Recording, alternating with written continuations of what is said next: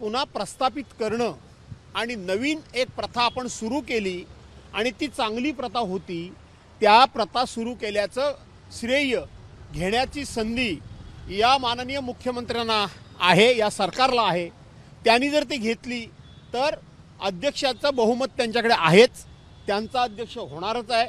परंतु विरोधी पक्षाला उपाध्यक्षपद जर त्यांनी दिलं तर लोकशाहीचा खूप मोठा सन्मान केला असं मी समजेन।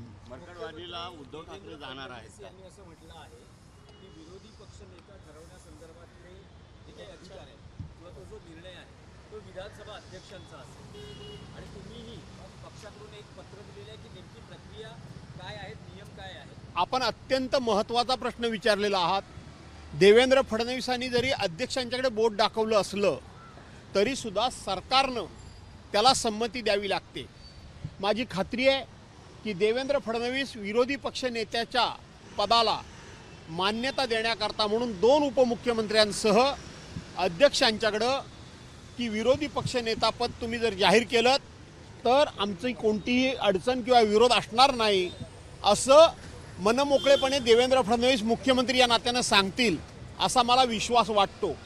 याचं कारण जरी ते अध्यक्षांना अधिकार असले तरी मी पहिल्या दिवशी आपल्या विधिमंडळ सचिवांना पत्र दिलंय की विरोधी पक्षाची निवड कोणत्या नियमानुसार आणि कोणत्या कायद्यानुसार केली जाते ती सांगा। आज सुद्धा सकाळी मी सचिवांना भेटलो, त्यांना तशा प्रकारचा कुठलाही कायदा कुठलाही नियम मिळालेला नाही आणि म्हणून त्याच्यामध्ये अधिक स्पष्टता आहे। मी अधिक अभ्यास केला की त्याच्यामध्ये जो पक्ष मोठा असेल त्याला ज्याला 10 शेड्यूल ए मध्ये तरतूद अशी झालेली आहे की जो पक्ष मोठा असेल त्याला विरोधी पक्ष नेतेपद देणं हे बंधनकारक आहे आणि म्हणून आम्हाला विरोधी पक्ष नेतेपद मिळेल याचा मला विश्वास आहे।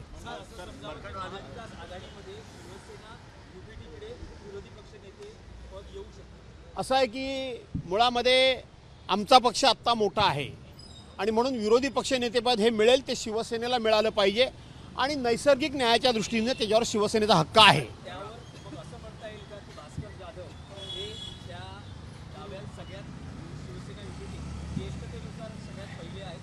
नाही, भास्कर जाधव आमदार म्हणून जरूर ज्येष्ठतेनुसार पहिले आहेत, परंतु माझ्या पक्षाला हे पद मिळेल त्याचा मला सर्वोच्च आनंद असेल। राहुल गांधी मरकटवाडीला जाणार आहेत, उद्धव ठाकरे जातील काय?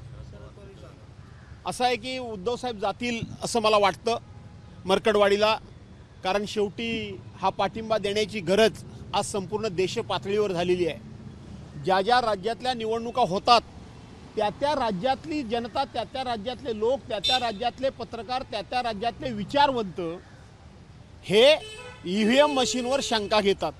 परंतु ही पहिली निवडणूक अशी आहे की महाराष्ट्राची निवडणूक झाल्यानंतर उभ्या देशानं आणि जगानं ही निवडणूक ही प्रामाणिकपणे झालेली नाही।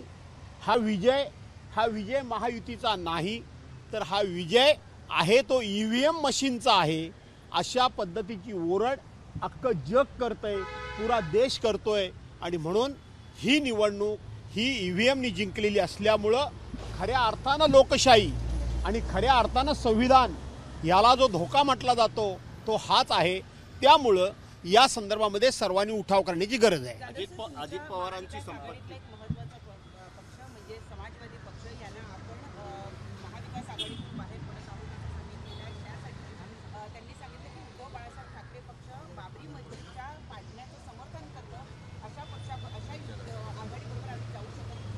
असं आहे की बाबरी मशीद हा विषय 1992-93चा आहे, आजचा नाही आहे आणि त्या दिवशी जी शिवसेनेने घेतलेली भूमिका ही भूमिका आजही शिवसेनेची तीच भूमिका आहे। 31 वर्षानंतर समाजवादी पक्षाला उपरती झाली का? 31 वर्षानंतर समाजवादी पक्षाला शिवसेनेच्या भूमिकेबद्दल या ठिकाणी डाऊट आला का, शंका आली का? ही भूमिका त्यांना न पटणारी होती असं 31 वर्षानंतर त्यांना कळलं का? हीच भूमिका पक्षाचे मुख्यमंत्री असताना माननीय उद्धव साहेबांनी अनेक वेळा मांडलेली आहे। त्यामुळं समाजवादी पार्टी ही आता जरी कुठल्याही आमच्या भूमिकेबद्दल आम्ही महाविकास आघाडीतून बाहेर पडतो असं सांगत असली तरी मला असं वाटतं की समाजवादी पार्टी कुठे ना कुठेतरी सत्ताधारी पक्षाच्या बाजूला झुकलेली दिसते. जाधव साहेब असंही म्हणणं आहे की महाविकास आघाडीमध्ये नेत्यांमध्येच समन्वय नव्हता, एकमेकांच्या स्टेजवर जाणं नेत्यांनी टाळलं, सगळा गोंधळ होता. महाविकास आघाडीत जागा वाटप असेल किंवा निवडणूक लढतानाही असेल. समाजवादी पक्षाची ती जर मांडणी असेल, ते म्हणणं असेल, तर त्याचा विचार करावा लागेल. जर आमच्या नेत्यांमध्ये समन्वय नसेल तर त्याच्यामध्ये सुधारणा करावी लागेल. ते मी नाकारत नाही आहे. ती सुधारणा करणं हे महाविकास आघाडीच्या दृष्टीने हिताचं आहे. परंतु त्यांनी जे बाबरी मशिदीचं कारण आता पुढे केलं ते न पटणार आहे. भास्करराव, एक महत्त्वाचा मुद्दा आहे की अजित पवार यांनी 5 तारखेला शपथ घेतली आणि 6 तारखेला त्यांना ट्रिब्युनल कोर्टाने क्लीन चिट दिलेली 1000 कोटीची शपथ जी आहे ती परत केलेली आहे. कसं बघतात या घटनेकडे? असं आहे की अजितदादा पवारांची आता त्यांची संपत्ती त्यांना परत केलेली आहे 1000 कोटीची. त्याच्यापूर्वी त्यांना राज्य सहकारी बँकेतून क्लीन चिट देण्यात आली होती. त्याच्या अगोदर त्यांना 70,000 कोटी रुपयाच्या इरिगेशन घोटाळ्यातून त्यांना क्लीन चिट देण्यात आली होती. आणि म्हणून मला असं वाटतं की माननीय देशाचे पंतप्रधान नरेंद्रभाई मोदी यांनी एक नारा दिला होता की एक है तो सेफ है. त्याचा अर्थ अजितदादा, एकनाथराव आणि तुम्ही आणि आम्ही एक है तो आप सब सेफ है, हा त्याचा अर्थ आहे. दुसरा अर्थ काही नाही. धन्यवाद. एक हिंदी में करना चाहूँगा भाई. आप यहाँ आए उद्धव जी से मिलने के लिए, क्या कहना चाहेंगे? किस मुद्दे पे मिलने आए थे? हाँ हिंदी. हाँ हिंदी सर, हिंदी में उद्धव जी से मिलने आए थे. क्या मुद्दे को लेके, मार्करवाड़ी में जो ईवीएम को लेके? ऐसा है कि आज महाराष्ट्र विधिमंडल का अधिवेशन शुरू हो गया है और इस अधिवेशन में 2 दिन शपथ ली जाएगी और तीसरे दिन वहाँ राज्यपाल महोदय का भाषण होगा और अध्यक्ष पद का चुनाव भी होगा. तो मार्करवाड़ी में जिस तरह से जनता को कुचल जा रहा है, वहाँ डेमोक्रेसी को कुचल जा रहा है, संविधान की कोई धज्जियाँ उड़ा रहा है और लोगों को डेमोक्रेसी, लोगों का हक छीना जा रहा है. लोगों का कहना क्या है कि हम हमारे सेटिस्फैक्शन के लिए हम बैलेट पेपर पे वोटिंग करेंगे कि हमने वोट किसको दिया. इसमें गवर्नमेंट का संबंध नहीं आता. इसमें इलेक्शन कमिश्नर का कोई उसने जो डिसीजन लिया है उसके ऊपर कोई इफेक्ट होने वाला नहीं. तो ये पुलिस बल लगा के 144 लगा के जमावबंदी लगा के लोगों को अरेस्ट करने की जरूरत क्या है? कुछ भी नहीं है. लोग अपना मत प्रदर्शन नहीं कर सकते क्या?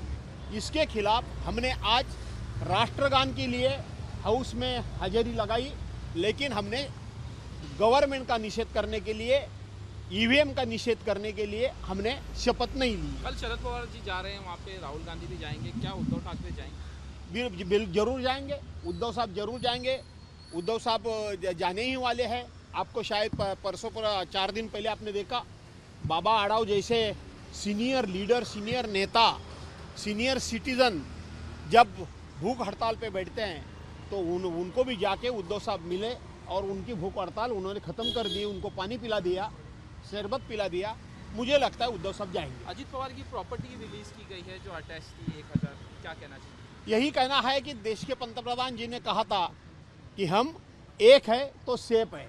हमें लगा था कि वो इलेक्शन का नारा है, लेकिन ये नारा अजित दादा पवार के लिए है, एकनाथराव शिंदे के लिए है कि तुम कुछ भी करो, कितना भी घपला करो, कितना भी करप्शन करो, कुछ भी गलतियां करो, तुम हमारे साथ में रहो, तुम और हम एक है तो सब कुछ सेफ है. यही इसका अर्थ है. राम भवन में नेता विपक्ष के लिए क्या शिवसेना यूबीटी अपनी दावेदारी करेगी और क्या उतना संख्या बल है कि आप नेता विपक्ष चुनकर आए आपकी पार्टी से, या आप बाय रूल बाय कानून के हिसाब से विरोधी पक्ष नेता चुनने के लिए कोई भी संख्या बल की आवश्यकता नहीं है.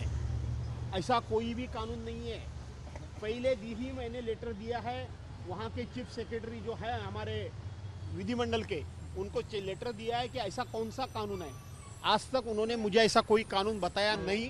तो मुझे लगता है ये गवर्नमेंट और जो भी नए अध्यक्ष जो होंगे वो अपोजिशन लीडर चुनने का निश्चितपणे परमिशन देंगे. आप लोगों ने आज शपथ नहीं ली, कल लेंगे शपथ? क्या शपथ तो लेनी है.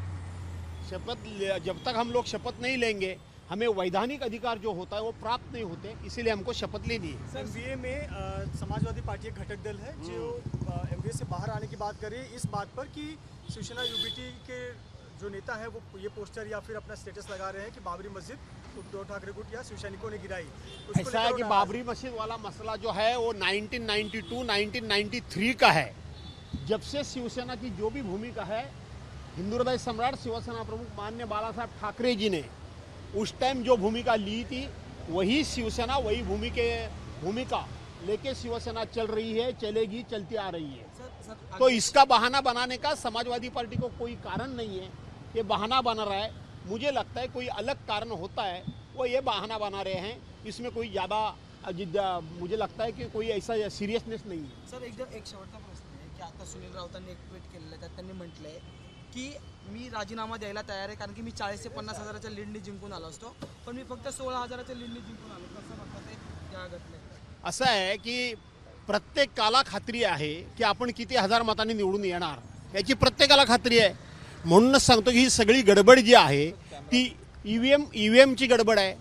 मला आठवतंय की ज्या वेळेला मतमोजणी सुरू होती तेव्हा महाराष्ट्रामध्ये पहिलं माझं स्टेटमेंट आलं होतं, महाराष्ट्रामध्ये माझं स्टेटमेंट आलं होतं की दाल में कुछ काला है, निवडणुकीच्या निकालामध्ये काहीतरी काळं बेरं आहे। हा पहिला स्टेटमेंट महाराष्ट्रामध्ये करणारा माणूस मी आहे आणि ते तसंच्या तसं खरं ठरलेलं आहे। धन्यवाद। एबीपी माझा, उघडा डोळे बघा नीट।